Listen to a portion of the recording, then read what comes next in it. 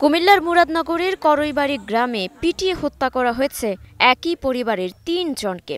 বৃহস্পতিবার সকালের এই মর্মান্তিক ঘটনা এলাকায় চাঞ্চল্য সৃষ্টি করেছে। বিশেষ করে ধর্ষণকাণ্ডে মুরাদনগর যখন দেশ জুড়ে আলোচনায়, তখন এমন হত্যাকাণ্ড নতুন করে আলোচনার খোরাক জুগিয়েছে জেলা জুড়ে।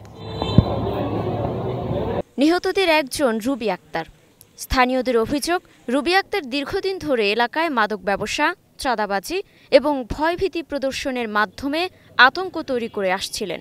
এ পরিবারটি সংঘবদ্ধভাবে বিভিন্ন অপরাধে জড়িত ছিল বলেও অভিযোগ তাদের। চেয়ারম্যান মারছে, মেম্বার মারছে, যে লোক নিজের হাতে নিজে ফুসাইছে, মামলা করে জিতল নাকি।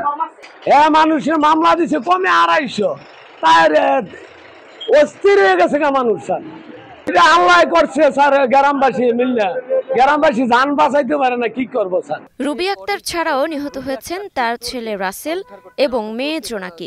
রাসেলের স্ত্রী দাবি করেছেন তারা ভুল বোঝাবুঝির শিকার হয়েছেন। একটি মোবাইল চুরিকে কেন্দ্র করে ঘটনার সূত্রপাত বলেও জানান তিনি। সাধারণত মোবাইল চুরি একটু আর কিছু না।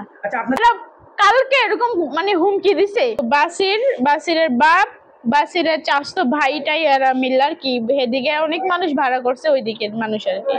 মর্মান্তিক এ ঘটনার পর পুলিশ বলছে, যারা এই হত্যাকাণ্ডে অংশ নিয়েছে তাদের শনাক্তের চেষ্টা চলছে। অভিযুক্তদের দ্রুত আইনের আওতায় আনা হবে বলেও আশ্বাস দিয়েছেন পুলিশ কর্মকর্তারা। ঘটনার সংবাদ পেয়ে পুলিশ দ্রুত ঘটনাস্থলে আসে এবং 3 জনের মৃতদেহ উদ্ধার করে।